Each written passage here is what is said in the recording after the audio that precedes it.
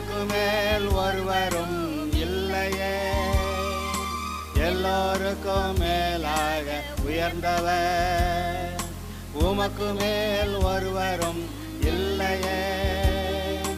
அல்லேலூயா அல்லேலூயா அல்லேலூயா ஆமென்.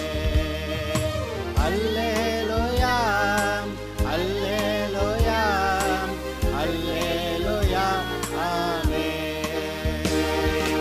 ஒருவரால் சிருஷ்டிக்கப்படாமலே தாமாக என்றென்றும் இருப்பவர், ஒருவரால் சிருஷ்டிக்கப்படாமலே தாமாக என்றென்றும் இருப்பவர். அல்லேலூயா அல்லேலூயா அல்லேலூயா. பாருங்க, எனக்கு ரொம்ப பெரிய அட்வர்டைஸ்மெண்ட்டை உங்களுக்கு முன்னாலே எங்கள் அம்மா கொடுத்துட்டாங்க. But it's true, I used to study well. உண்மைதான், நான் நல்லா படிப்பேன். And I encourage all the kids here to study, to put all your effort. And this is the time to study. இங்கே இருக்கிற படிக்கிற குழந்தைகள் எல்லாரிடத்திலும் சொல்லுகிறேன், நல்லா படிக்கணும், இப்போ படிக்கணும், உங்களை உற்சாகப்படுத்துகிறேன். படிங்க, நல்லா படிங்க. Even today I learn. இன்றைக்கு வரை நான் படித்து கொண்டு தான் இருக்கிறேன். I asked my husband to buy a book for me, and he has bought it, and I'm reading it. பாருங்க, என் கணவர்கிட்ட சொல்லி எனக்கு ஒரு குறிப்பிட்ட பாட புஸ்தகம் வாங்க சொன்னேன், அவர் வாங்கி கொடுத்துருக்காரு, அதை இப்போ நான் படிச்சுக்கிட்டு இருக்கேன். And it's true, I asked my dad that I want certain books, and he said, Daddy, can I buy and can I claim the money from you? And he said, no, how is that possible? நான் எங்கள் அப்பாட்ட சொன்னேன், சில வேதாகம சம்பந்தப்பட்ட புத்தகங்களை நான் வாங்கணும், வாசிக்கணும், நான் வாங்கவா, அதுக்குரிய காசை நீங்கள் கொடுத்துருவீங்களான்னு கேட்டேன். அது அப்படி உனக்கு நீ வாங்குற புஸ்தகத்துக்கு நான் காசு கொடுக்க முடியும், அதெல்லாம் முடியாதுன்னு எங்கள் அப்பா சொல்லிட்டாரு. Then I asked him, would you like to read something? You can buy, then you can read, then I also can read. நான் சொன்னேன், நீங்கள் தான் வாசிக்கணும்னு விரும்புவீங்கள்ல டேடி, புஸ்தகங்களை வாங்குங்க, நீங்கள் வாசிங்க, நீங்கள் வாசித்த பிறகு நான் வாசித்துக்கிறேன்னு கொஞ்சம் விட்டு பார்த்தேன். Then he told me, no, I have read everything, I know everything, Bible is more than enough for me. அவர் சொல்லிட்டாரு, நான் வாசித்துட்டேன், எல்லாம் வாசித்துட்டேன், எனக்கு தெரியும், எனக்கு பைபிள் ஒன்று போதும், இதை விட சிறந்த புத்தகம் இல்லை என்று சொல்லிவிட்டார். So it's important we read. அன்பானவர்களே, படிப்பது முக்கியம். You should read Bible, you should read your academic books, and you should read some self-help books. It's good being a reader. பாருங்க, பைபிள் வாசிக்கணும், பாட புஸ்தகங்களை வாசிக்கணும், இன்னும் மற்ற புஸ்தகங்களும் வாசிக்கணும், வாசிச்சுக்கிட்டே இருக்கணும். எப்பையும் நல்ல லீடராக இருக்கணும்னாக்கா வாசிக்காமல் இருக்கக்கூடாதுப்பா.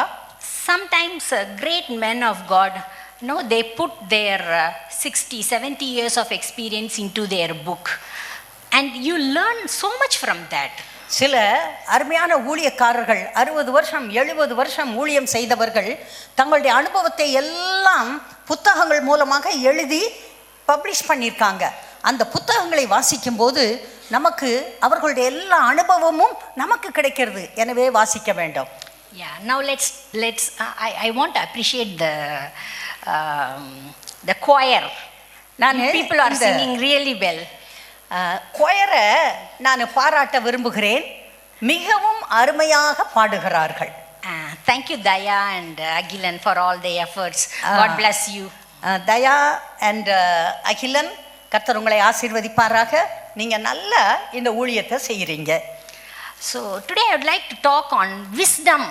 Be wise. இன்றைக்கு நீங்கள் ஞானத்தை பற்றி பேச விரும்புகிறேன். நீங்கள் ஞானவான்களாக இருக்க வேண்டும். Let's turn to Matthew 7.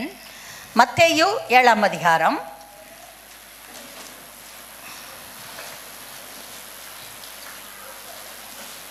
24 24 to 29. 29 வரை வாசிக்க போகிறோம். 27. 27 வரை. Until 27, yes. You read in English. Therefore, whoever hears these sayings of mine and does them, I will liken him to a wise man who built his house on the rock. And the rain descended, and the floods came, and the winds blew and beat on that house, and it did not fall, for it was founded on the rock. But everyone who hears these sayings of mine and does not do them will be like a foolish man who builds his house on the sand. And the rain descended, the floods came, and the winds blew and beat on that house, and it fell, and great was its fall. ஆகையால் நான் சொல்லிய இந்த வார்த்தைகளை கேட்டு இவைகளின்படி செய்கிறவன் எவனோ அவனை கன்மலையின் மேல் தன் வீட்டை கட்டின புத்தியுள்ள மனுஷனுக்கு ஒப்பிடுவேன். பெருமழை சொரிந்து பெருவெள்ளம் வந்து காற்று அடித்து அந்த வீட்டின் மேல் மோதியும் அது விழவில்லை, ஏனென்றால் அது கன்மலையின் மேல் அஸ்திபாரம் போடப்பட்டிருந்தது. நான் சொல்லிய இந்த வார்த்தைகளை கேட்டு இவைகளின்படி செய்யாதிருக்கிறவன் எவனோ அவன் தன் வீட்டை மணலின் மேல் கட்டின புத்தி இல்லாத மனுஷனுக்கு ஒப்பிடப்படுவான். பெருமழை சொரிந்து பெருவெள்ளம் வந்து காற்று அடித்து அந்த வீட்டின் மேல் மோதின போது அது விழுந்து முழுவதும் அழிந்தது என்று இயேசு சொன்னார். This portion talks about the wise and the foolish, not the godly and the ungodly, not the just and the unjust, but wise and foolish man. பாருங்க, இந்த பகுதி ரட்சிக்கப்பட்டவன் ரட்சிக்கப்படாதவனை பற்றிய போதனை இல்லை. இது எதை பற்றியது? புத்தியுள்ளவன் புத்தி இல்லாதவன், அப்படிப்பட்ட இரண்டு மனிதர்களை பற்றிய ஒரு போதனையை இயேசு கொடுக்கிறார். All of you are godly, that's why you are sitting here. You want to hear the word of God. நீங்க எல்லாரும் கர்த்தருடைய பிள்ளைகள், அதனால தான் வந்திருக்கீங்க. நீங்க எல்லாரும் வார்த்தையை கேட்க விரும்புகிறீர்கள். But you can be godly, but if you are foolish, then the house will fall. நீங்க தேவனுடைய பிள்ளைகளா இருக்கலாம், ரட்சிக்கப்பட்டிருக்கலாம், ஆனா நீங்கள் முட்டாள்களாக இருந்தீர்கள் என்றால் உங்கள் வீடு முழுவதும் விழுந்து போகும். Be wise or foolish, the rain will descend, the flood will come, and the winds will blow, and it will beat on the house. பாருங்க, நீங்க முட்டாளா இருக்கலாம், நீங்க அறிவாளியா இருக்கலாம். கட்டாயம் ரெண்டு பேருக்கும் மழை வரும், புயல் வரும், வீட்டு மேல மோதி ரெண்டு வீட்டையும் அது அடிக்கும். Now this passage was told by Jesus himself. These are the words of Jesus. இந்த வார்த்தையை வேற யாரோ எழுதலங்க, யார் சொல்லலங்க, இயேசுநாதரே அவருடைய வாயை திறந்து சொன்ன வார்த்தைகள் இவை. And the rain, it's he's talking about the house, not a conference hall, not a hotel. No, it's the house. அவர் இங்கே ஒரு வீட்டை பற்றி பேசுகிறார். ஒரு ஹோட்டலை பற்றி அல்லது ஒரு பெரிய அரங்கத்தை பற்றி அவர் பேசவில்லை, வீட்டை பற்றி பேசுகிறார். No, house, the health of your spouse, the mental health, emotional health, spiritual health, the health of your children, your financial health, and everything puts together. That's the house. ஒரு வீடு அப்படின்னாக்க அதில் என்னென்ன இருக்கும் என்று பார்த்தால், வீட்டிலே இருப்பவர்களுடைய மனதுக்கு அடுத்த சுகம், சரீரத்திற்கு அடுத்த சுகம், பொருளாதாரத்திற்கு அடுத்த சுகம், அவர்களுடைய படிப்பு, வேலை, சம்பாத்தியம், இது போன்ற எல்லா காரியங்களும் உள்ளடக்கியது தான் ஒரு வீடு. So it's important that you build your house on the rock and be wise. பாருங்க, வீட்டை நல்லா கட்டுறது முக்கியம். நல்ல கற்பனையின் ஒரு பெரிய கற்பாறையின் மேலே வீட்டை அஸ்திபாரம் போட்டு கட்டுங்கள், அதுதான் ஞானமுள்ள செயல். And the scripture says, be wise as a serpent and harmless like a dove. பாருங்க, பைபிள் சொல்லுது, சர்ப்பத்தை போல வினா உள்ளவர்களாய் இருங்கள், புறாக்களை போல கபடற்றவர்களாய் இருங்கள். Most Christians are harmless like dove. பாருங்க, கிறிஸ்தவர்களில் அநேகர் இந்த புறாவை போல கபடற்றவர்களாய் இருக்கிறார்கள், உண்மை. But you have to be wise as a serpent. ஆனா அவர்கள் இந்த சர்ப்பத்தை போல வினா உள்ளவர்களாகவும் இருக்க வேண்டும் என்று பைபிள் சொல்லுது. வினானா question நினைச்சுக்க போறாங்க. இல்ல இல்ல, ஞானம் உள்ளவர்களாய் இருக்க வேண்டும். So the serpent, such a it was responsible for the fall of mankind. பாருங்க, இந்த சர்ப்பம் இருக்குல்ல, அதுதான் மனிதனுடைய வீழ்ச்சிக்கு காரணமான ஜந்து. And God cursed the serpent. கர்த்தர் அதை சபிச்சிட்டாரு. Even now we are scared of the serpent. இன்றை வரை நம் எல்லாருக்கும் பாம்பு கண்டா பயமா தான் இருக்கு. And there is a good proverb, பாம்பை கண்டா படையும் நடுங்கும். பாம்பை பத்தி அப்படி ஒரு பழமொழி நம்ம வச்சிருக்கோம். And the scripture says, be wise as a serpent. ஆனா வேதம் என்ன சொல்லுகிறது? சர்ப்பத்தை போல ஞானம் உள்ளவர்களாய் இருங்கள். Don't allow people to hurt you, harm you. உங்களை சுற்றி இருக்கிற ஜனங்கள் உங்களை புண்படுத்த, உங்களை தொல்லைப்படுத்த நீங்கள் அனுமதிக்க கூடாது. Be watchful. நீங்க கண்ணை திறந்து நல்லா பார்த்து உங்கள் வாழ்க்கையை வாழ வேண்டும். When my kids were little, I used to take them to the zoo. என் பிள்ளைங்க ரொம்ப சின்ன பிள்ளைங்களா இருந்தப்ப அவங்கள அங்க சிங்கப்பூர்ல இருக்க ஜூக்கு கூட்டிட்டு போவேன். And there they have all animals and reptiles as well, including snakes. அங்க எல்லா மிருகங்களும் இருக்கும். அதுல ஒரு செக்ஷன்ல பாத்தீங்கன்னா பாம்புகள் வச்சிருப்பாங்க. So there was a big glass enclosure and there were around 4-5 pythons there. அங்க பாத்தீங்கன்னா நல்ல கண்ணாடி போட்டு அடைச்சு உள்ளுக்க பாம்புகளை வச்சிருப்பாங்க. அங்க 5-6 பெரிய மலைப்பாம்புகளும் இருக்கும். So since there were too many, I couldn't find which is the body and which is the head. So I saw a snake and I wanted to trace the body and get to its head to see the head. அது எல்லாம் சுருண்டு பெருசா படுத்து கிடக்கு. அவருடைய தலை எங்க இருக்கு, வால் எங்க இருக்குது அப்படின்றத கண்டுபிடிக்கிறதே கஷ்டமா இருக்கு. நான் அதோடைய உடல்ல ஒரு பகுதியை ஆரம்பிச்சு தேடி தேடி தேடி வந்து கடைசியில அது தலை எங்க இருக்குதுன்னு கரெக்டா கண்டுபிடிச்சிட்டேன். When I looked at the head, I was really shocked. It was looking at me in the eye. பாருங்க, அதை பார்த்த உடனே எனக்கு பயமா போச்சு. என்னன்னா அந்த பாம்பு என்னையவே பார்த்துக்கிட்டு இருக்குது, கண்ணை உருட்டி. It was watching my movements. என்னுடைய நான் இங்க அங்கே நடக்கிறத அது அப்படியே திரும்பி திரும்பி அது கண்ணை உருட்டி என்னையவே பார்க்குது. So we should be wise as a serpent. அதனால நம்ம அந்த பாம்பு மாதிரி ஞானம் உள்ளவர்களா எல்லாத்தையும் ஊத்து ஒழுங்கா பார்க்கணும். So how to get wisdom? எப்படி ஞானத்தை பெற்றுக்கொள்வது? Now we all know we need wisdom to survive.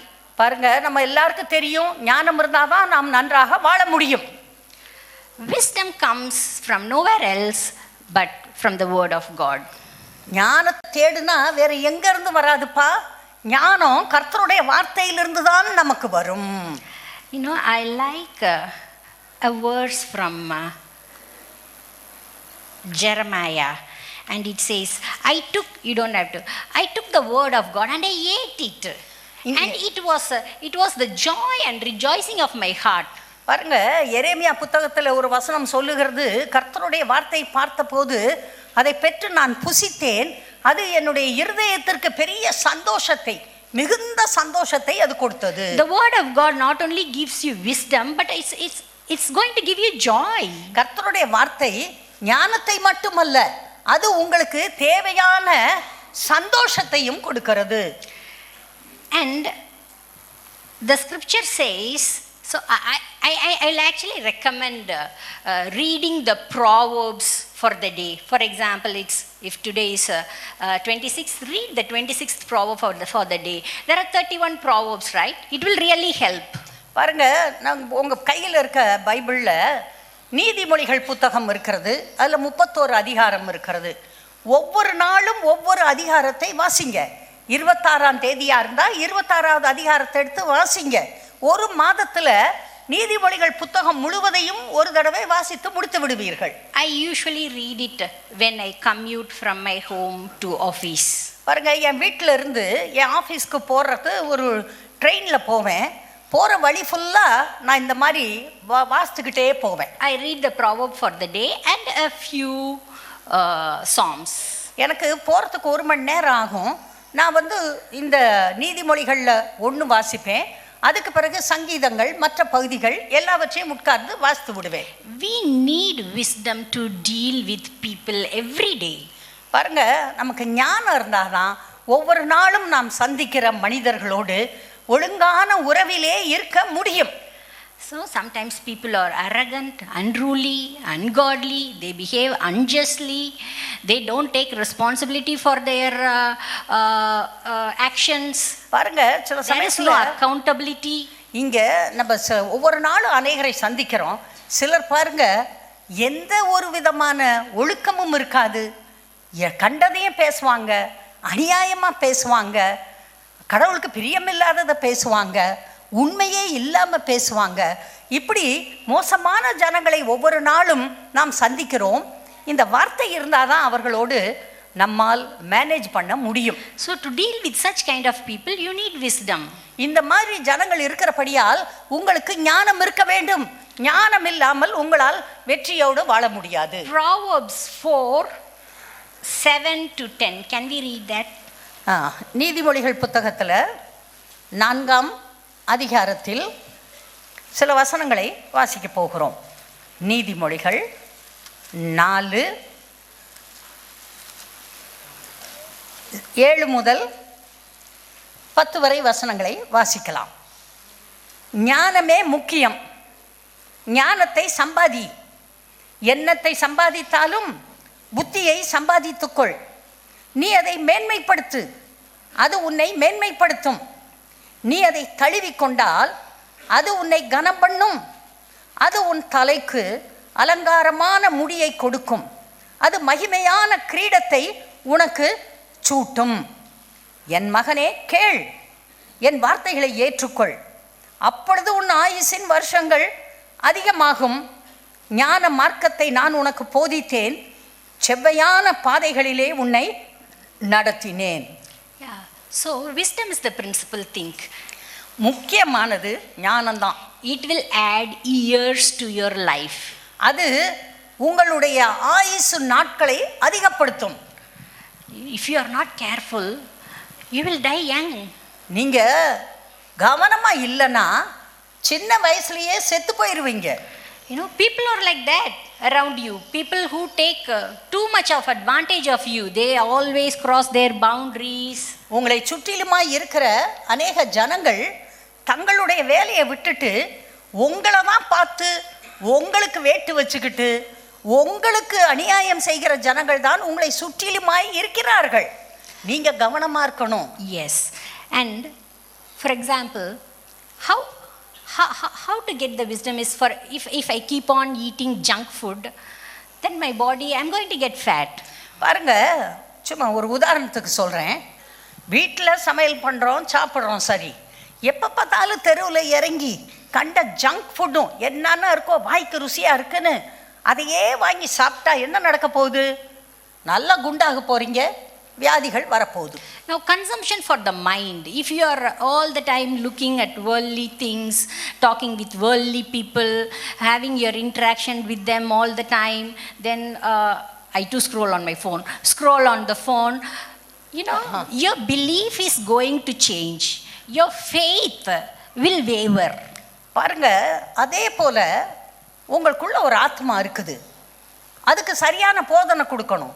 அதை விட்டுட்டு ரட்சிக்கப்படாதவங்க கிட்ட போய் பேசிக்கிட்டு இருக்கிறது, தேவையில்லாத பழக்கம் வச்சுக்கிட்டு இருக்கிறது, எப்போ பார்த்தாலும் ஃபோனை நோண்டிக்கிட்டு இருக்கிறது, டிவியவே பார்த்துக்கிட்டு இருக்கிறது, தேவையில்லாத காரியங்களிலே உங்களுடைய நேரத்தை செலவழித்து கொண்டு தவறான மனிதர்களோடு பழக்கம் வைத்து கொண்டு இருந்தால் உங்களுக்கு என்ன நடக்க போகிறது? அவர்களைப் போல தான் நடக்கும் உங்களுக்கும்.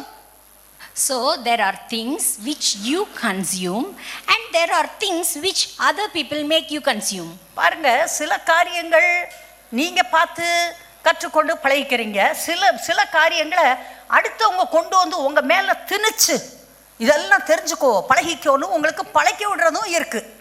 So we need to be careful of whom we talk to. அதனால எப்போதும் யார் உங்க ஃப்ரெண்டு, யார்கிட்ட எப்பயும் பேசுறீங்க, அதை குறித்து நீங்கள் எச்சரிக்கையாக இருக்க வேண்டும். Don't allow people to criticize you all the time and to make you feel guilty all the time, to make you feel that you are not measured up.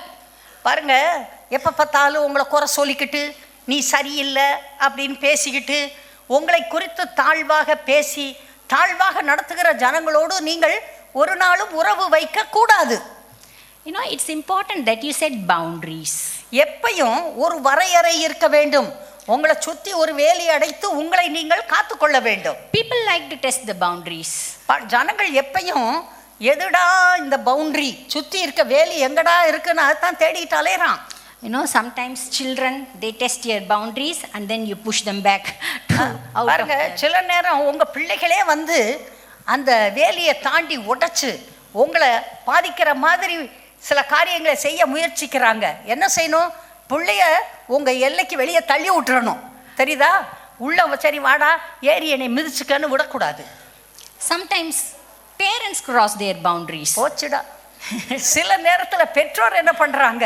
எல்லையை தாண்டி வந்து உங்களை தாக்குகிறார்கள், பாதிக்கிறார்கள். They may be your parents. You have to love them, honor them, but you cannot allow them to walk over you. ஆனால் பெற்றோரை நேசிங்க, அன்பு காட்டுங்க, மதிச்சுக்கங்க, அதெல்லாம் சரிதான். ஆனால் உங்கள் மேலே ஏறி நடந்து மிதிக்கிறதுக்கு விடக்கூடாது. You should push them out. நீங்கள் அப்படி வர்றப்ப உங்கள் எல்லைக்கு வெளியே அவர்களை தள்ளி வைக்க வேண்டும். If you want a long life, if you want a peaceful life, if you want a happy and joyful life, you should keep boundaries. பாருங்க, நீங்கள் நன்றாக வாழ வேண்டுமா, நீடித்த வாழ்வு வாழ வேண்டுமா, சுகமாக வாழ வேண்டுமா, செழிப்பாக வாழ வேண்டுமா, உங்களை சுற்றி ஒரு எல்லை கோட்டை போட்டு அதற்குள்ளே நீங்கள் வாழ கற்றுக்கொள்ள வேண்டும். And so, nowadays I see so much of young couples, new couple. So it's my advice that you don't allow your mother-in-law or father-in-law to walk all over you. பாருங்க, நான் பார்க்குறேன், கல்யாணம் ஆகுது, பொண்ணு மாப்பிள்ளை நல்லா சந்தோஷமாக இருக்காங்க. அதுக்குன்னு சொல்லிட்டு அங்கே இருக்க மாமனார் மாமியார் அந்த கூட பிறந்த அவங்களுக்கு பிறந்த பிள்ளைங்க, இன்லாஸ், நாத்தனார், சொல்லுப்பா, அப்புறம் கொழுந்தனார், இந்த நார் அந்த நார், அவங்க எல்லாம் வந்து உங்கள் மேலே ஏறி உங்களை மிதிக்கிறதுக்கு நீங்கள் விட்டுறக்கூடாது. No, it's mostly the responsibility of the husband to set boundaries, to tell no, you cannot disturb. அதில் முக்கியமாக கணவன் மாதிரி எச்சரிக்கையாக இருக்கணும். அவங்க சொல்லணும், என் மனைவியை தொந்தரப்படுத்தாதீங்க, பிரச்சனை பண்ணாதீங்க, ஒரு எல்லைக்கோடு இருக்குது, அந்த எல்லைக்கோட்டுக்குள்ளே அவள் இருந்துக்குவா, நீங்கள் அந்த எல்லைக்கு வெளியே இருந்து பேசுகிறத பேசுங்க அப்படின்னு கணவன் இதை சொல்லிக் கொடுக்க வேண்டும். Be respectful towards your spouse. உங்களுடைய கணவன் மேலேயும் சரி, மனைவி மேலேயும் சரி, மதிப்பு காட்டுங்கள், ஒரு ரெஸ்பெக்ட் கொடுங்க. ரெஸ்பெக்ட் இல்லாத இடத்துல வாழ முடியாது. If you humiliate your spouse continuously, constant humiliation and constant pushing away of their feelings, you will pay more than what you want to. You will definitely pay. பாருங்க, நீங்கள் உங்களுடைய கணவனையோ மனைவியையோ மதிக்காமல் என்ன வேணாலும் நடந்துக்கட்டும், நான் அதை பற்றி கவலைப்பட போகிறதில்ல, யார் வந்து என்ன வேணாலும் பேசிக்கட்டும், நான் அதுக்கெல்லாம் ஒன்றும் மதிப்பு கொடுக்க மாட்டேன் அப்படின்னு நீங்கள் உங்கள் கணவனையோ மனைவியையோ கண்டுகொள்ளாமல் இருப்பீர்கள் என்றால் அதற்கான விலைக்கிரயத்தை நீங்கள் தான் செலுத்த வேண்டி இருக்கும். You should remove yourself from places where people are all the time against you. எங்கெல்லாம் ஜனங்கள் உங்களுக்கு விரோதமாக பேசி காரியங்களை செய்கிறார்களோ அந்த இடத்தை விட்டு விலகி உங்களை நீங்கள் காத்துக்கொள்ள வேண்டும்.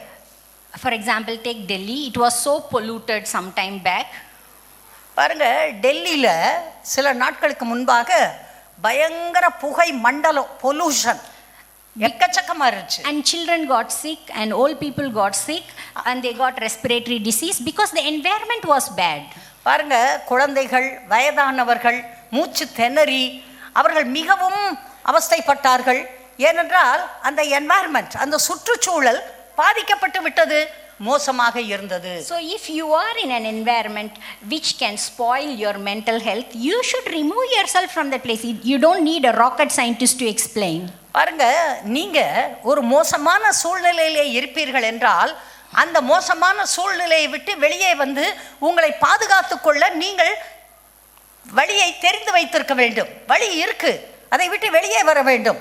இதை சொல்றதுக்கு ராக்கெட் சயின்டிஸ்ட் வந்து உங்களுக்கு போதனை கொடுக்க வேண்டிய அவசியம் இல்லை, உங்களுக்கே தெரியணும். Being polite all the time will not solve your problem. எப்பயுமே ரொம்ப பொலைட்டா தாழ்மையா அப்படியே இருக்கிறனால உங்க பிரச்சனை ஒன்றும் தீர போறது இல்லை. And in the same chapter, It says, ask and it will be given to you. Seek and you will find. Knock and it will be opened. So you have to ask, seek and knock. பாருங்க, மத்தேயுல இயேசு சொல்றாரு, தேடுங்கள் கண்டடைவீர்கள், தட்டுங்கள் திறக்கப்படும், கேளுங்கள் பெற்றுக்கொள்வீர்கள். நீங்க தான் அதை செய்யணும், நீங்க தட்டணும், நீங்க கேட்கணும், நீங்க அப்படி அதுக்கு பின்னால போகணும், அப்போது உங்களுக்கு கிடைக்கும்.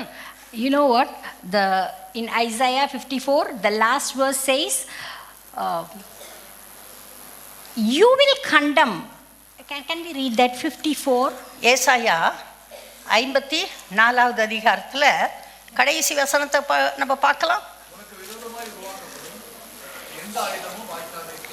உனக்கு விரோதமாக உருவாக்கப்படும் எந்த ஆயுதமும் வாய்க்காதே போகும். Then every tongue that rises against you in judgment, you shall condemn. உனக்கு விரோதமாய் நியாயத்தில் எழும்பும் எந்த நாவையும் நீ குற்றப்படுத்துவாய். See, when somebody condemns you for no reason, you have to talk back. You cannot say, oh, I am a Christian, I cannot hurt people. உங்களை யாராவது வந்து புண்படுத்துறாங்க, துன்பப்படுத்துறாங்க, கண்டமேனிக்கு பேசுறாங்கன்னா நீங்கள், ஐயோ நான் ஒரு கிறிஸ்தவ பிள்ளை, என்னால் வேறு ஒன்றும் செய்ய முடியாது, நான் பாவம், நான் அமைதியாக தான் இருக்கணும், எல்லாத்தையும் தாங்கிக்கணும், நான் ரொம்ப பொறுமையாக போகணும், ஒன்றும் எதிர்த்து பேசக்கூடாது, இந்த மாதிரியெல்லாம் பேசிகிட்டு இருக்கக்கூடாது. Be wise. ஞானவானா இரு. The scripture says, every tongue that rises against you in judgment, you shall condemn. You talk. என்ன கர்த்தர் God சொல்றாரு, will give you the wisdom. கர்த்தர் சொல்றாரு, உனக்கு விரோதமாய் உருவாக்கப்படும் எந்த ஆயுதமும் வாய்க்காதே போம், உனக்கு விரோதமாய் நியாயத்தில் எழும்பும் எந்த நாவையும் நீ குற்றப்படுத்துவாய். இது கர்த்தருடைய ஊழியக்காரரின் சுதந்திரமும் என்னால் உண்டான அவர்களுடைய நீதியுமாய் இருக்கிறது என்று கர்த்தர் சொல்லுகிறார். நீ ஓ வாயை திறந்து பேசு, நீ தவறாக பேசுபவர்களை குற்றப்படுத்துவாய், இது கர்த்தர் உனக்கு கொடுத்திருக்கிற நீதி அப்படின்னு பைபிள் சொல்லுது. You know, in chapter 7, if you go back, you can see மத்தேயு 7வது அதிகாரத்தில் from 16 to 20. மத்தேயு 7ல் 16வது வசனத்திலிருந்து பைபிள் என்ன சொல்லுதுன்னு பார்க்கலாம். அவர்களுடைய கனிகளினாலே அவர்களை அறிவீர்கள். முட்செடிகளில் திராட்சைப்பழங்களையும் முட்பூண்டுகளில் அத்திப்பழங்களையும் பறிக்கிறார்களா? அப்படியே நல்ல மரமெல்லாம் நல்ல கனிகளை கொடுக்கும், கெட்ட மரமோ கெட்ட கனிகளை கொடுக்கும். நல்ல மரம் கெட்ட கனிகளை கொடுக்க மாட்டாது, கெட்ட மரம் நல்ல கனிகளை கொடுக்க மாட்டாது. நல்ல கனி கொடாத மரமெல்லாம் வெட்டுண்டு அக்கினியிலே போடப்படும். ஆதலால் அவர்களுடைய கனிகளினாலே அவர்களை அறிவீர்கள். So by their fruits you will know them. Look at their actions, not the words they speak. ஒருத்தர் பேசுறப்ப அந்த பேசுற ஆளுடைய வார்த்தை என்ன சொல்லுதுன்னு கவனிக்காதீங்க. அவர்கள் எப்படிப்பட்டவர்கள், அவர்கள் என்ன கனிகளை கொடுக்கிறார்கள் என்று அதை பாருங்க. கர்த்தர் சொல்லாரு, அவருடைய கனிகளினாலே அவர்களை அறிவீர்கள். Too many times people's words and their actions don't align. பாருங்க, சில அநேக நேரத்தில் பார்க்குறப்ப பேசுறது ஒன்று, செய்கிறது வேறு ஒன்றா இருக்கு. பேச்சும் செயலும் ஒன்றாக இல்லாத மனிதர்கள் அநேகர் இருக்கிறார்கள். So here Jesus says, you know, discern people, judge them based on their actions. பாருங்க, கர்த்தர் சொல்றாரு, அந்த ஜனங்கள் கனிகளினாலே நீங்கள் அவர்களை அறிவீர்கள், வார்த்தையினால் அல்ல. And then can we read 21 to 23? அதில் 21லிருந்து பாருங்க. பரலோகத்தில் இருக்கிற என் பிதாவின் சித்தத்தின்படி செய்கிறவனே பரலோக ராஜ்யத்தில் பிரவேசிப்பானே அல்லாமல் என்னை நோக்கி கர்த்தாவே கர்த்தாவே என்று சொல்லுகிறவன் அதில் பிரவேசிப்பது இல்லை. அந்நாளில் அநேகர் என்னை நோக்கி கர்த்தாவே கர்த்தாவே, உமது நாமத்தினாலே தீர்க்க தரிசனம் உரைத்தோம் அல்லவா, உமது நாமத்தினாலே பிசாசுகளை துரத்தினோம் அல்லவா, உமது நாமத்தினாலே அநேக அற்புதங்களை செய்தோம் அல்லவா என்பார்கள். அப்பொழுது நான் ஒரு காலம் உங்களை அறியவில்லை, அக்கிரம செய்கைக்காரரே என்னை விட்டு அகன்று போங்கள் என்று அவர்களுக்கு சொல்லுவேன். If God could say, I never knew you, depart from me, you who practice lawlessness, you can say. பாருங்க, இயேசுநாதர் சொல்றாரு, அக்கிரம செய்கைக்காரரே என்னை விட்டு அகன்று போங்கள் என்று அவர்களுக்கு சொல்லுவேன் அப்படின்னு இயேசுவே சொல்றாரு. நீங்க அக்கிரமக்காரரே என்னை விட்டு அகன்று போங்கள்னு சொல்றதுக்கு உங்களுக்கு என்ன தயக்கம்? சொல்லுங்க. அக்கிரமக்காரர் உங்களுக்கு விரோதமா பேசுறப்ப அக்கிரம செய்கைக்காரரே என்னை விட்டு அகன்று போங்கள்னு சொல்லுங்க. ஹலோ, கேட்குறீங்களா? இது என்ன புது பிரசங்கமா இருக்கா? அமைதியா இருங்க, தாழ்மையா இருங்க, கீழ்ப்படிதலா இருங்க, ஒன்றும் பேசாதீங்க, வாயை மூடிக்கங்க அப்படியே சொல்ற உலகத்துல கர்த்தருடைய வார்த்தை இப்படியும் சில காரியங்களை சொல்லுதுன்றத கேட்கறதும் புரிந்து கொள்வதும் மிகுந்த பலனை நமக்கு கொடுக்கும். There are people who practice lawlessness. They cannot sleep if they don't harm you. பாருங்க, சில மனிதர்கள் இருக்காங்க, உங்களை தொந்தரவு படுத்தி தொல்லப்படுத்தி உங்களுக்கு பிரச்சனை கொடுத்தாலொழிய அவங்களுக்கு தூக்கமே வராது. But God fights the battles for you. ஆனா கர்த்தர் உங்களுக்காக யுத்தம் பண்ணுகிறார். He'll give you the wisdom and words to speak. கர்த்தர் உங்களுக்கு ஞானத்தை கொடுப்பார், வார்த்தையை கொடுப்பார். நீங்கள் பேசலாம், பேசி வெற்றியோடு வாழலாம். Some time back I was in my house and due to some reason I didn't attend the church that Sunday and I was just sitting in our bed. பாருங்க, ஒரு தடவை ஒரு நாள் நான் வீட்டுக்கு வந்திருக்கப்ப என்னுடைய அறையிலே உட்கார்ந்திருந்தேன். அது ஞாயிற்றுக்கிழமை, நான் ஆராதனைக்கு வரல, அங்கே என்னுடைய அறையிலே உட்கார்ந்திருந்தேன். And my husband was with me, Danny was there. என் கணவர் என்னை பார்த்தாரு, என் மகன் என்னை பார்த்தான். And then all of a sudden the door opened. திடீர்னு பார்த்தாக்க கதவு திறந்துச்சு. And a few people walked in. அங்க சில மனிதர்கள் உள்ள நுழைஞ்சாங்க. People always barge. You should be careful. ஜனங்கள் கேட்டுட்டு வரலாம், சொல்லிட்டு வரலாம், கதவை தட்டிட்டு வரலாம், அப்படியெல்லாம் செய்ய மாட்டாங்க. அவங்க தடால்னு சமயத்தில் வந்துடுவாங்க. This guy was the guy who told Paul, hey, why are you still after one girl, one lady only? If I had earned like you, I would have married 6 or 7. ஏன்னா வந்தவங்க சரியாக பேசாத மனிதர்கள் வந்தார்கள்னு வச்சுக்கோங்க. அவங்க எப்படி சொல்லியிருந்தாங்க அப்படின்னா, அட நல்ல தேசத்தில் பால் நீ இருக்கிற, நல்லா சம்பாதிக்கிற, நல்ல நிலையில் இருக்க, நான் மட்டும் உன் நிலையில் இருந்தேன்னா ஒரு பொண்டாட்டியோட விட மாட்டேன், எனக்கு எத்தனை பேரோட பழக்கம் வச்சுக்குவேன் தெரியுமா அப்படின்னு சொன்ன நபர் என்னை எட்டி பார்க்கிறார். நான் விடுவேனா? நான் எப்பேற்பட்ட ஆளு? நான் யாரோட பிள்ளை, யாரோட மனைவி? இதுக்கு மேலே பேசாத, வச்சுக்கோ, பத்திரமா வச்சுக்கோ. God planned things for me. He strategically placed me there. அன்னைக்கு பார்த்து கர்த்தர் என்னை அங்கே உட்கார வச்சுட்டாரு. These people I have never seen them for decades. I don't have a problem. I have forgiven them. But that doesn't mean I'll have to go and continue the relationship with them.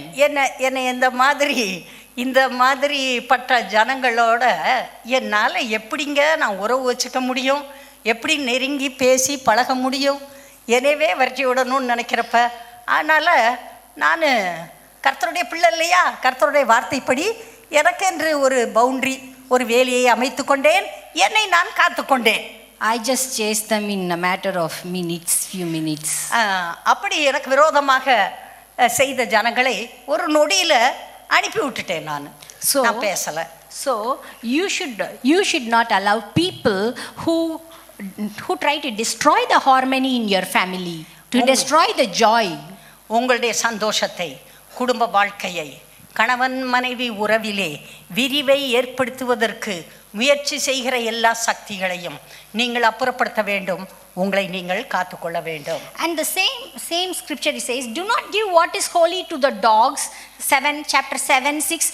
This whole chapter is about how to lead your life. பாருங்க, இதே அதிகாரத்தில் 6வது வசனம் சொல்லுது, பரிசுத்தமானதை நாய்களுக்கு கொடாதேயுங்கள், உங்கள் முத்துக்களை பன்றிகள் முன் போடாதேயுங்கள், போட்டால் தங்கள் கால்களால் அவைகளை மிதித்து திரும்பிக் கொண்டு உங்களை பீறி போடும். பைபிள்ல தான் கர்த்தர் தான் சொல்லியிருக்காரு. People are like dogs and swine. பாருங்க, சில நேரத்தில் சில மனிதர்கள் நாய் போலவும் பன்றி போலவும் உங்கள் பின்னால் வருகிறார்கள். You cannot allow them to have their way. பாருங்க, உங்க சந்தோஷத்தை, சமாதானத்தை, குடும்ப வாழ்க்கையை அழித்து போடக்கூடிய இப்படிப்பட்ட சக்திகள் வந்து உங்களை தாக்குவதற்கு நீங்கள் அனுமதிக்க கூடாது. உங்களை சுற்றி வேலி போட்டு காத்துக்கொள்ள வேண்டும். The spouse of your health is directly proportional to how you treat them. பாருங்க, உங்களுடைய கணவன் அல்லது மனைவி அவர்களை நீங்கள் எப்படி நடத்துகிறீர்களோ அதை பொறுத்துதான் உங்களுடைய சுகம் இருக்கும். உங்களுடைய மனைவி கணவனுடைய சுகமும் நல்ல சுகம், நல்ல ஆரோக்கியம், மனநிலை எல்லாம் இருக்கும். When you walk around a third person, in case I hit you, I tell sorry. நம்ம அப்படி ரோட்ல நடந்து போறப்ப யாரோ ஒருத்தர் மேல தெரியாம பட்டுச்சுன்னா உடனே மன்னிச்சுக்கங்க, சாரி அப்படின்னு நம்ம சொல்றோம். That courteousness should be in the family as well. பாருங்க, அடுத்தவங்க கிட்ட மன்னிப்பு கேட்கிறோமே, குடும்பத்தில் அப்படி மன்னிப்பு கேட்கறது இல்லையாப்பா? ஏதாவது ஒரு சின்ன தவறு செய்து விட்டால் அடுத்தவங்களை போய் குடும்பத்தில் ஒரு உரசி என்னத்தையோ தேவையில்லாத பேசி என்னத்தையோ உன்னை செஞ்சுட்டா அவங்கக்கிட்ட மன்னிப்பு கேட்கறது நியாயம். கணவன் மனைவி கிட்ட மன்னிப்பு கேட்கறது தப்பு இல்லை, மனைவி கணவன்கிட்ட மன்னிப்பு கேட்கறது தப்பு இல்லை. மன்னிப்பு கேட்டு உடனே அதை சரி பண்ணிக்கோங்க அப்பப்போ. And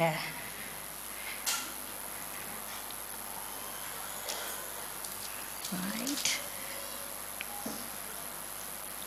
And in case you have no choice, you have no choice to remove yourself from that place, from that environment, then God gives you some more tips.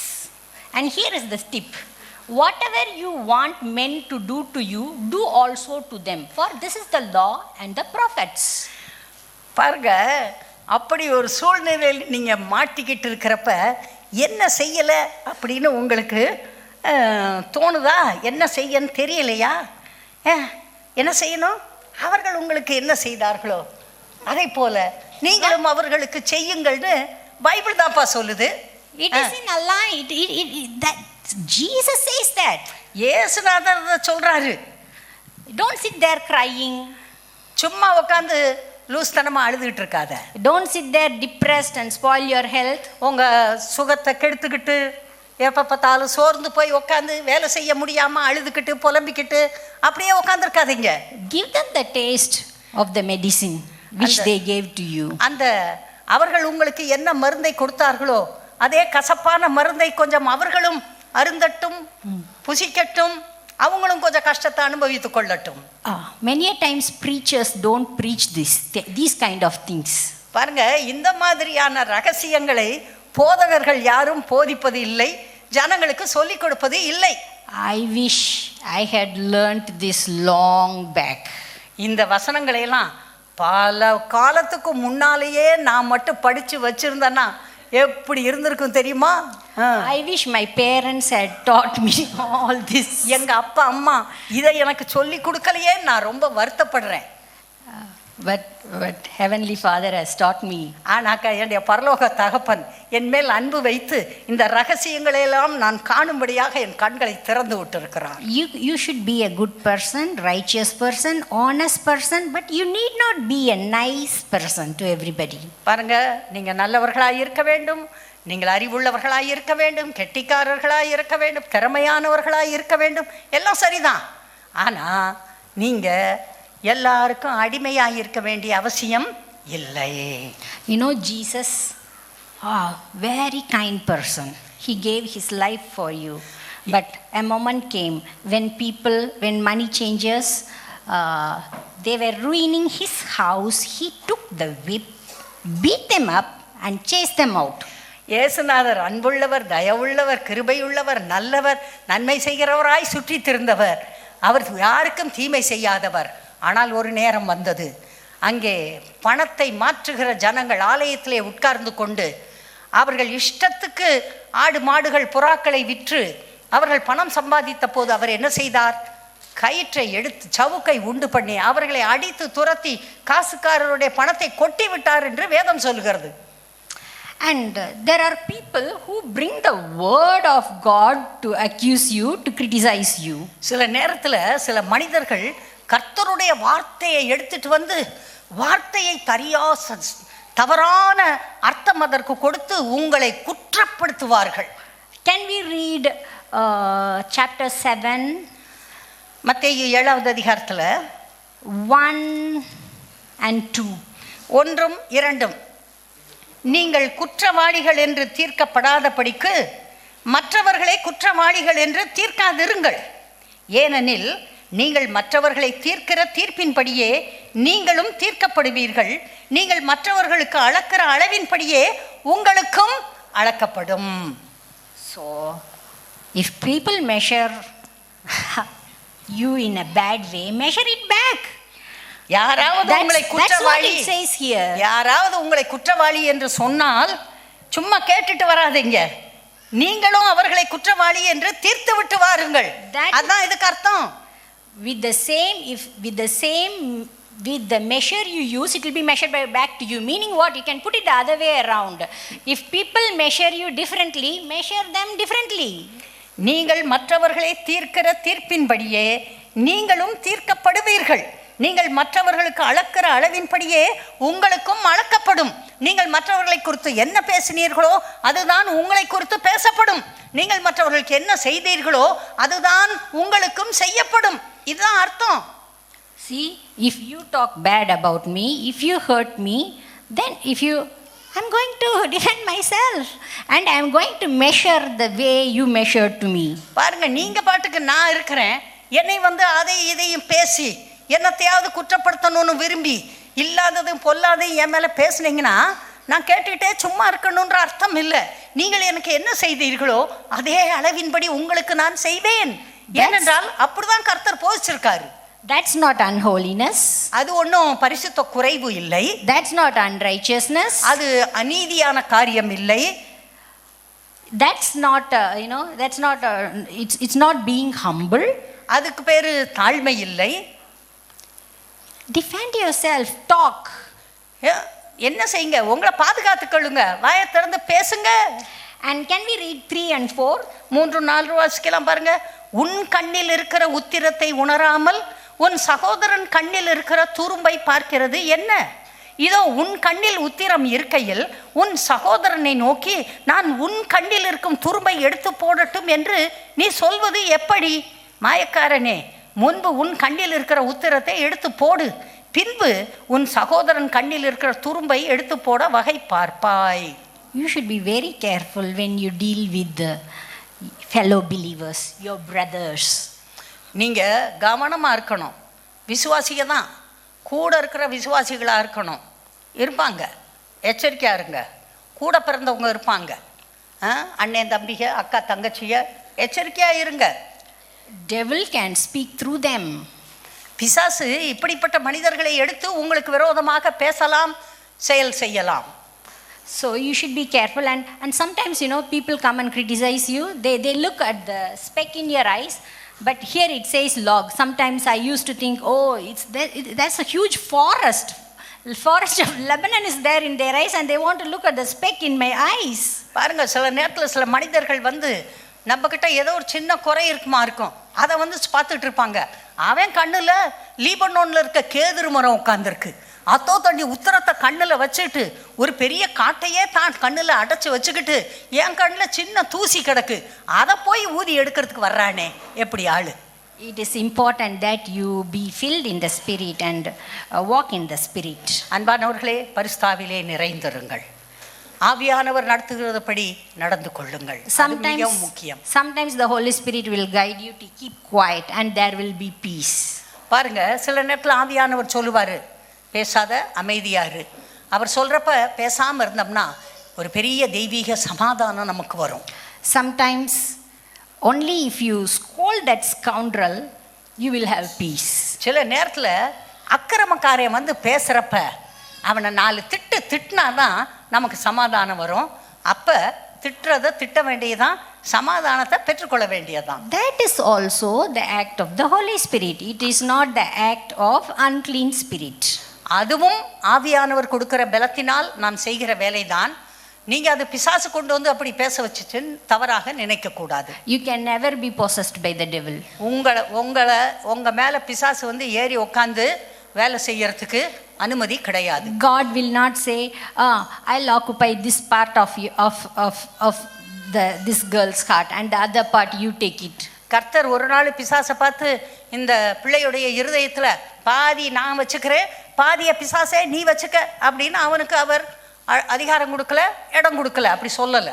Will you allow people to come into your house and take some place and sit there? உங்கள் வீட்டுக்கு எவனோ ஒருத்தன் வந்து திடீர்னு உள்ள நுழைஞ்சு உன் வீட்டில் இதில் நான் உட்காந்துக்கிறேன்னு ஒரு பாதி இடத்த எடுத்து உட்காரத்துக்கு விடுவீங்களா? எத்தனை பேர் விடுவீங்க? If you don't do that, God will not allow that. You are a child of God and you cannot be possessed by the devil. பாருங்க, நீங்கள் விட மாட்டீர்கள் என்றால் கர்த்தர் மட்டும் எப்படி அனுபவிப்பார்? கர்த்தர் உங்களை நேசிக்கிறவர். ஒரு காலம் ஜனங்கள் உங்களை உதாசீனப்படுத்த கர்த்தர் அனுமதி கொடுக்கிறவர் அல்ல. And here is one more thing, Matthew chapter 7. You go home, take time, read this chapter slowly and meditate on it and it will help you a lot. மத்தேயு 7:15 வாசிக்க போகிறோம். 15 வாசிக்க போகிறோம். வீட்டில் போய் மத்தேயு 7ஆம் அதிகாரத்தை நேரம் எடுத்து ஒவ்வொரு வசனமாக நிதானமாக வீட்டில் போய் வாசிங்க. கள்ள தீர்க்கதரிசிகளுக்கு எச்சரிக்கையாக இருங்கள். அவர்கள் ஆட்டுத்தோலை போர்த்து கொண்டு உங்களிடத்தில் வருவார்கள். உள்ளத்திலோ அவர்கள் பட்சிக்கிற ஓநாய்கள். அவர்களுடைய கனிகளினாலே அவர்களை அறிவீர்கள். So beware of false prophets, false teachers. I see nowadays in the in the TV, people teach, I don't know how they do like that. They teach the doctrines of man as the oracle of God, which is very wrong.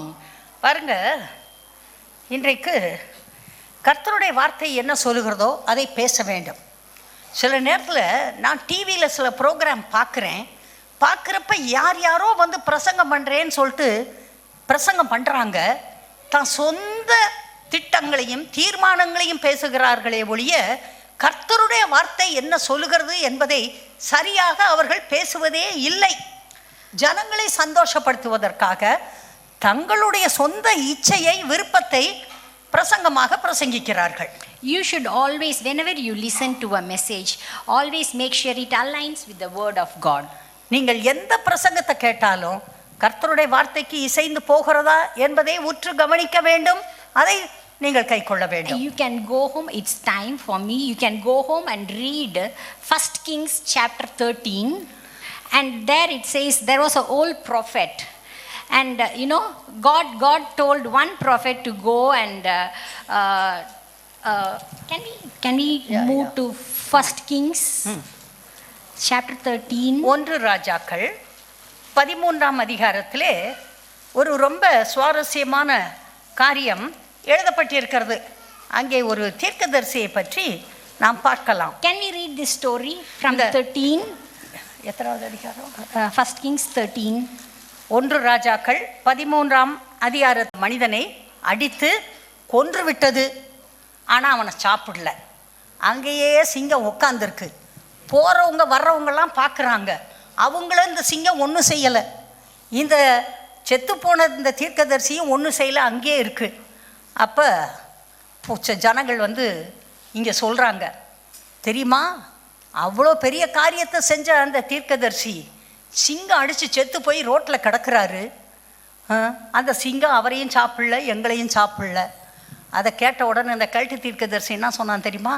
ஐயோ, நான் உங்களுக்கு வாசித்து காட்டுறேன் பாருங்கள்.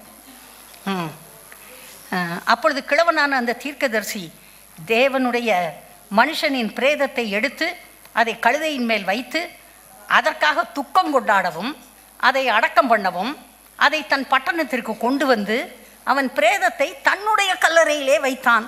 அவனுக்காக ஐயோ என் சகோதரனே என்று புலம்பி துக்கம் கொண்டாடினார்கள்.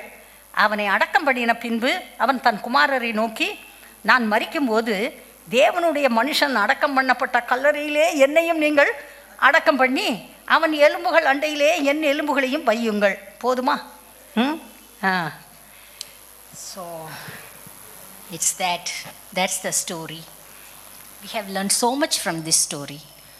கர்த்தருடைய பிள்ளைகளே, அன்றைக்கு நடந்த கதையை கர்த்தர் இந்த வேதத்திலே எழுதி வைத்திருக்கிறார். இன்றைக்கு இந்த கதையை வாசித்தோம், நாம் புரிந்து கொண்டோம். நமக்கு இதிலிருந்து கிடைத்த ஞானத்தை நாம் உபயோகப்படுத்த வேண்டும். Be wise. நீங்கள் ஞானம் உள்ளவர்களாயிருங்க. You know, people used to say this word, hey, you shall love your neighbor as yourself. பாருங்க, சில நேரத்தில் ஜனங்கள் வந்து சொல்லுவாங்க, ஐயோ உன் அயலானை நேசிக்க வேண்டும் என்று பைபிள் சொல்லுது அப்படின்னு பைபிள் வசனத்தை எடுத்து கொண்டு வந்து உங்ககிட்ட பேசுவாங்க. So I would like to ask this question, do you love yourself? Not Will you go and hurt others, you know, like how other people hurt you? You won't, right? For me, if I take, I won't go and talk rubbish to people. And when people talk rubbish to me, I just tolerate, I keep quiet. Sometimes I don't know how to respond. And after 2-3 hours, I think, then I know how to respond. பாருங்க, ஜனங்கள் வந்து என்னத்தையோ நம்மக்கிட்ட பேசுகிறாங்க, நம்ம கேட்டுக்கிட்டே இருக்கிறோம், பதில் என்ன பேசணும்னு தெரியலை. அப்புறம் கொஞ்ச நேரம் கழிச்சு அவங்க போயிடுறாங்க, என்ன சொல்லியிருக்கணும்னு தெரியலை. யோசித்து பார்க்குறோம், 2-3 மணி நேரம் கழிச்ச பிறகு தான் கொஞ்சம் அறிவு வருது. அடடா, நம்ம இப்படி சொல்லியிருக்கலாம், அப்படி சொல்லியிருக்கலாமே, சரியாக பேசியிருக்கலாமேன்னு ரொம்ப நேரம் கழிச்சு அறிவு வருது. எனக்கு அறிவு வந்தோடனே நான் என்ன செய்கிறேன்? So you need to love yourself. You don't have to love others more than you love yourself. நீங்கள் make sure you love yourself first. நீங்கள் அடுத்தவங்களை நேசித்து வாயை மூடிக்கிட்டு உங்களையே துக்கப்படுத்திக்கிட்டு இருக்காதீங்க, தெரியுதா? அவங்கள நேசிக்கிறீங்க சரி, உங்களை நீங்கள் நேசிக்கிறீர்களா? உங்களை நீங்கள் மதிக்கிறீர்களா? நீங்கள் உங்களை நேசிக்க பழக வேண்டும். உங்களை எல்லாம் போகிறவங்க வர்றவங்களாம் எதையாவது பேசிட்டு போகிறதுக்கு அனுமதிக்க கூடாது. All glory to God. Okay, கர்த்தர் உங்களை ஆசீர்வதிப்பாராக.